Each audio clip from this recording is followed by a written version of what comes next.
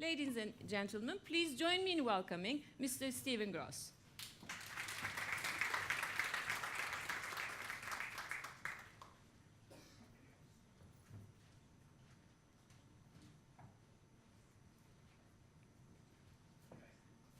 Murphy's at work. This happens. Thank you, Steve. This is the... Okay. Thank you. So a slight technical hitch to start, but I think we're okay from here. So thank you for the opportunity to share with you a little bit about Unilever and our story around diversity and inclusion today.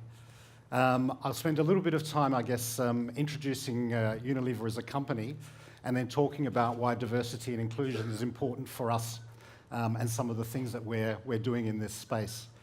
I guess the other thing I wanted to say for a start is that whilst obviously as head of HR for Unilever in this region, diversity and inclusion is an important business agenda for us, it's a little bit more than that for me. And a little bit like Neil, who spoke earlier, I also have two daughters who are about to enter the workforce. The eldest one is 18 and the youngest one is 15.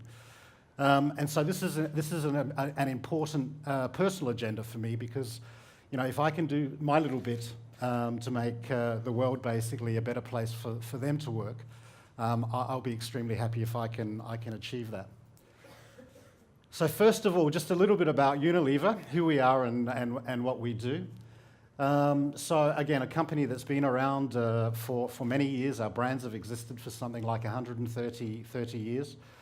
Unilever itself has been around for 100 years. It was formed through a strategic alliance between a Dutch and an English company, a margarine producer and a soap producer, who shared a need for a common raw material, palm oil.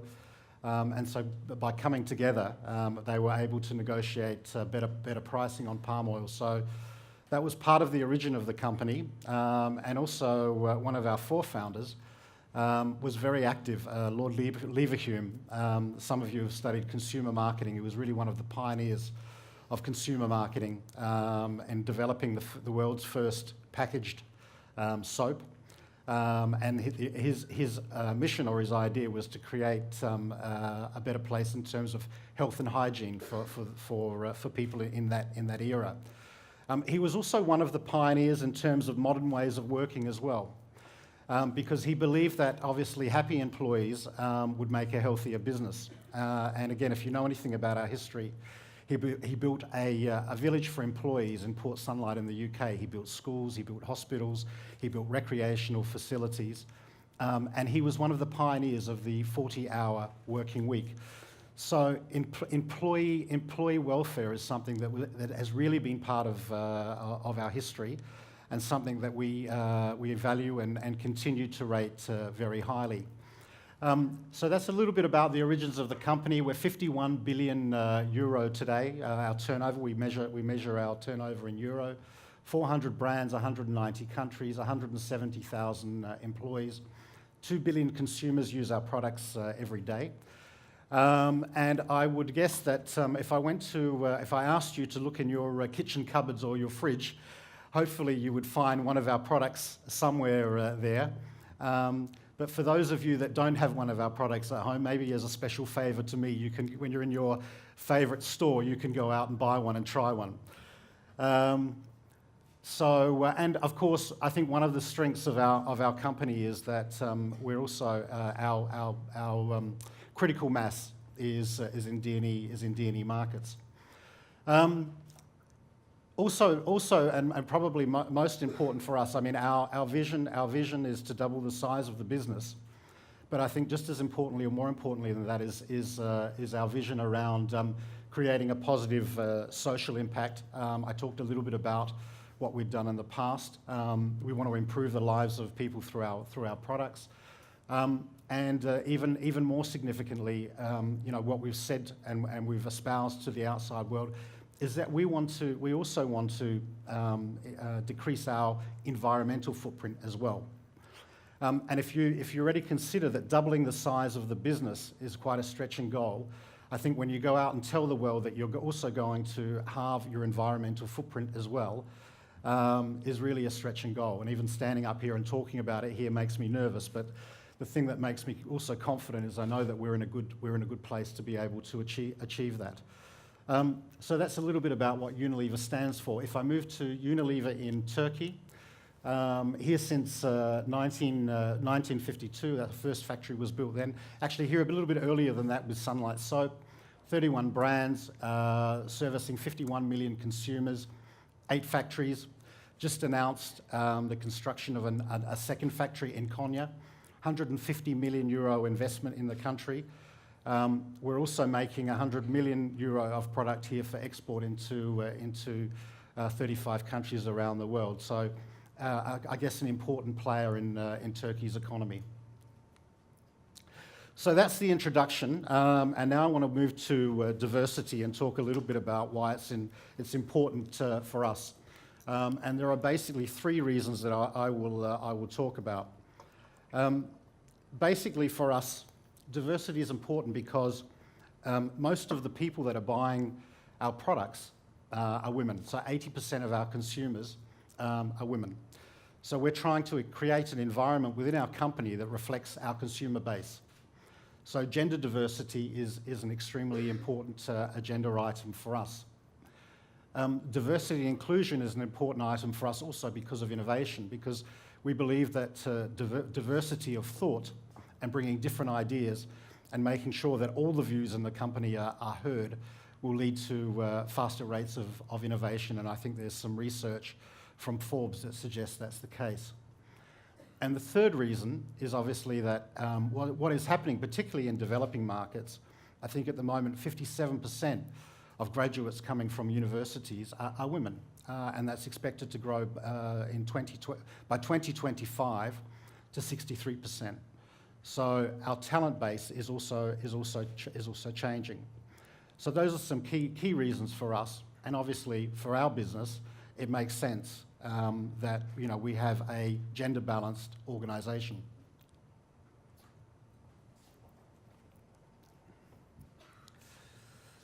I'm going to talk more about gender balance because it's a particular thrust to us, and I know diversity and inclusion is a broader topic than just gender. It's about socio-economic diversity, it's about diversity of nationality. But as Unilever over the last 5 years, we've chosen to focus on this particular topic because as a multinational that operates in 190 countries, if we look at our employee base, diversity of nationality is not so much of an issue. And before I came to Turkey a year ago, I worked in Dubai and we had 49 different nationalities in our office there. Before that I was in Singapore and we had 54 different nationalities. So we're working with very diverse teams in terms of nationality. We're working with very diverse teams in terms of the socio-economic strata that they come from in society as well. But the area that we've decided that we really wanted to focus on and make a difference in the last couple of years is gender diversity. So we've put a lot of effort into that. And this is our global progress basically, where you can see that by doing, through a few initiatives which I'll talk about in the coming slides, we've started to have an impact in the gender diversity in the company, and you can see that we've gone from 40% women in our business last year already to 43% this year. And I think for me the most pleasing thing I think is that when we look at senior management level, and up until the last couple of years we had 23% of women in senior management. We've seen a shift in that now, and it's actually 30%. With an ambition to take that to even higher levels. So through our agenda, we're starting to make a difference within the company, and these are the numbers that you can see here, and our ambition going forward.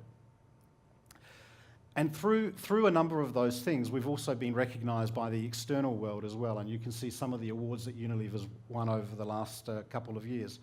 I think probably the most prestigious of those awards is the Catalyst Award that you see in the centre at the top there, which is a global award given to companies who have a commitment to innovative practices around gender diversity. And in 2013, Unilever was recognised as the lead company globally in terms of making a difference in the area of gender diversity.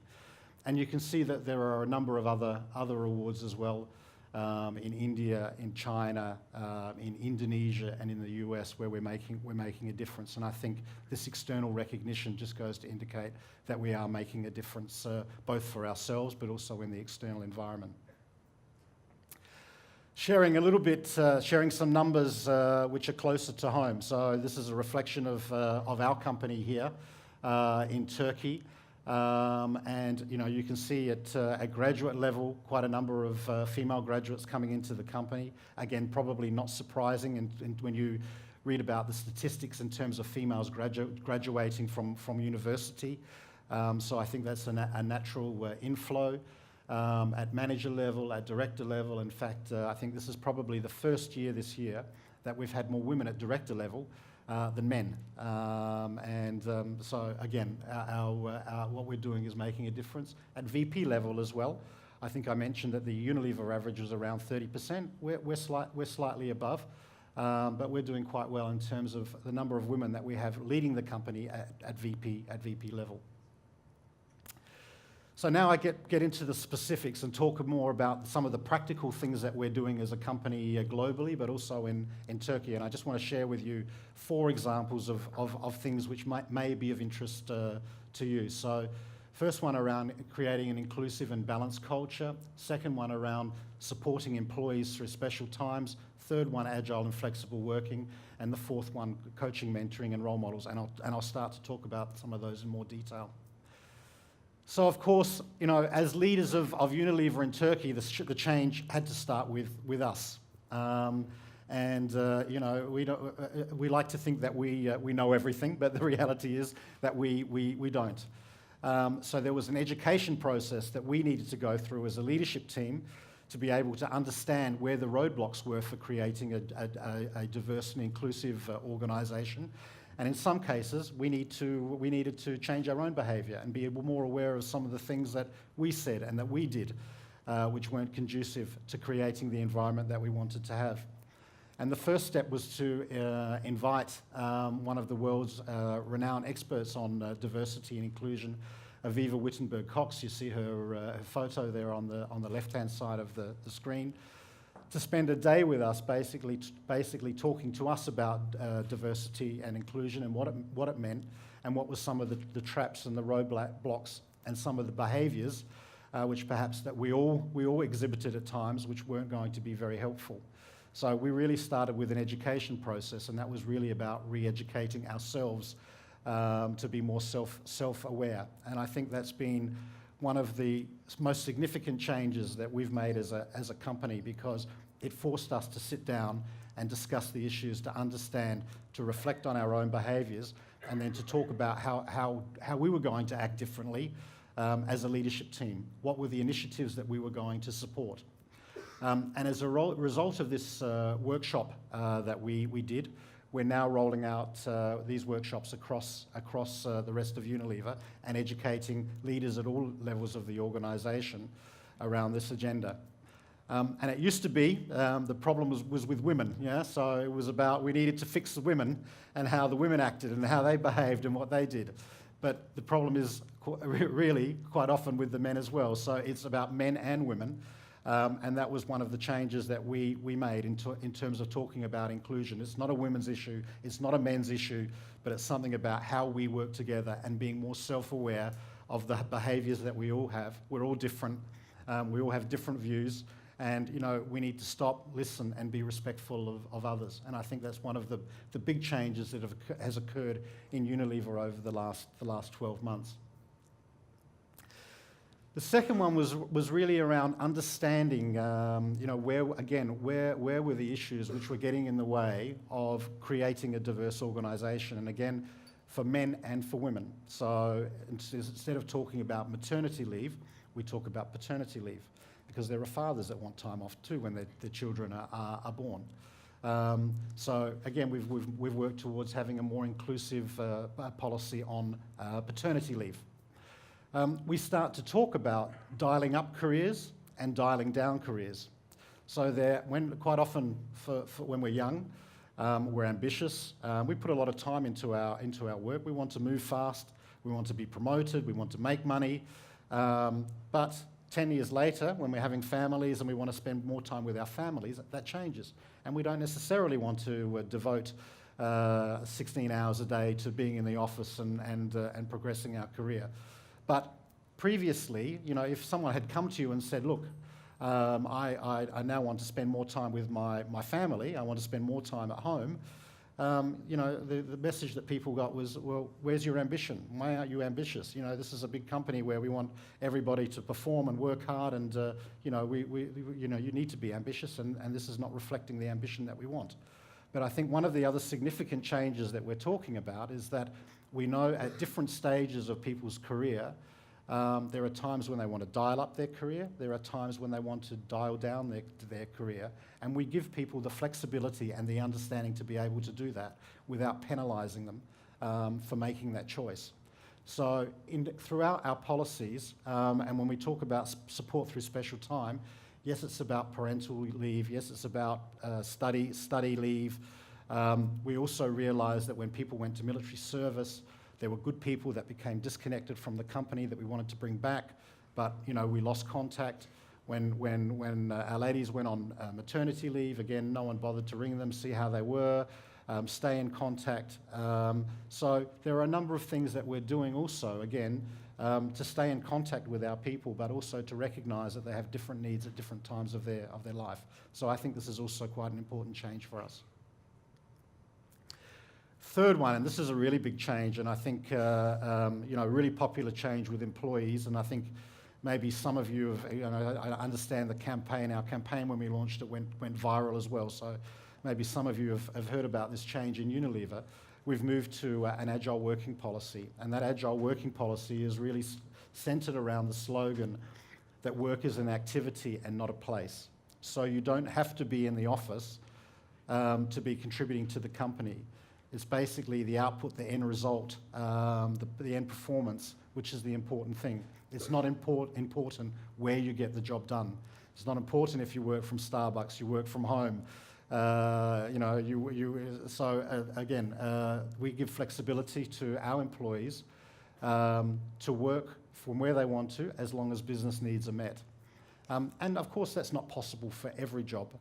So if you work in a factory, or sometimes if you're a secretary, you need to be in the office when your boss is there.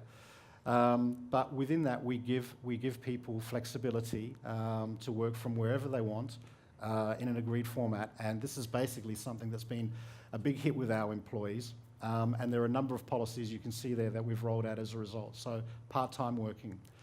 Job share is an interesting one. Two people at the same level who maybe want to share a job. So I'm a brand manager and I have a friend who's also a brand manager. We can work on the same brand together. We work 2.5 days a week. We share the same email account. So if someone needs to find us, they can write to that email account and there's someone there to respond.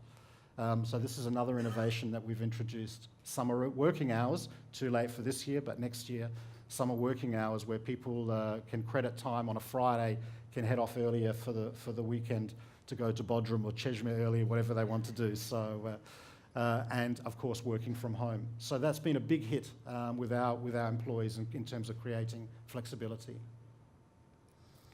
Fourth one, coaching and mentoring, and probably not a new thing for many companies, but again, we've just reinforced the importance of coaching and mentoring as a support mechanism for anybody in the company, male or female, again, at different times of their career, whether they're dialing up or dialing down their career. We're making sure that there's a senior leader that they have access to, whereby they get the support that they need. So at times, work is difficult. Work can be stressful. We want to make work a bit more fun. We want to give people support that they need. I think the saying is work made fun gets done. And I think again, this is quite an important initiative, and for all our people, we're building mentoring relationships, and this is one of the key things that we're using to accelerate the talent that we have in our company. And we already have, we're a supplier of talent to Unilever because we have 100 Turks working abroad in Unilever in senior positions, but we want to increase those numbers as well because we have great talent. And Unilever recognises that and says, hey, we want more of your people. So, we want our organisation to be a talent factory, not just for Turkey, but for Unilever as a total. And again, I'd like to think that this is a testament to our success. And you see some of our female role models here, some of the ladies that are in senior positions in Unilever that have been appointed in the last couple of years. And again, you know, when I look at the faces here and knowing the ladies, you know, this is something that I personally feel proud that we've been able to achieve through some of these programs. And I'd like to also think that with what we're doing, we're creating a differentiator for Unilever. We're creating a differentiator. And I think that differentiator is being recognised by people like yourselves and others where there's some interest in what Unilever is doing over the last couple of years. In the last 3 weeks, we've been recognised by LinkedIn as one of the top 3 most in-demand employers globally. And there are 278 million users on LinkedIn, and there are billions of interactions in LinkedIn, and those billions of interactions are being tracked to come up with that list. And again, to be in the top 3 with Google and Apple, I think is quite an achievement, and a surprising achievement in some ways. And coming closer to home, again, for the last 12 years, we've been ranked in the top 3 or 4 in Turkey as the most preferred employer by Bloomberg magazine. And in a recent article in Harvard Business Review, Turkey, for female graduates from a couple of different study areas. Again, we were the most #1 sought after employer by female graduates. So I'd like to think that, again, this is recognition of some of the programs that we're running. So in a world that's becoming more global, and where cultural sensitivity and responsibility is becoming more important, women have a very important role to play in our future. But unfortunately, we're in a country where gender representation is not where it should be. And I think the current rates of gender representation here is 28%. So I think all of us as business leaders, as academics, as young aspiring managers, I think there's a role that we can play in creating more gender representation in Turkey. And I think that's something that we all have a responsibility to do. And I really like these words from Bill Clinton, which says, "No society can truly flourish if it stifles the dreams and productivity of half its population." So thank you for listening. I hope there's something useful in my talk which you've been able to gain. Thank you.